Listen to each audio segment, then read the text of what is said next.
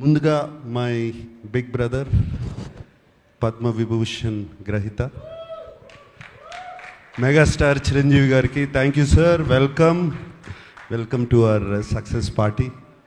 And Chiranjeevi గారి గురించి చెప్పాలంటే why we love him so much, why we all love him, why the whole film industry, the Indian film industry loves him.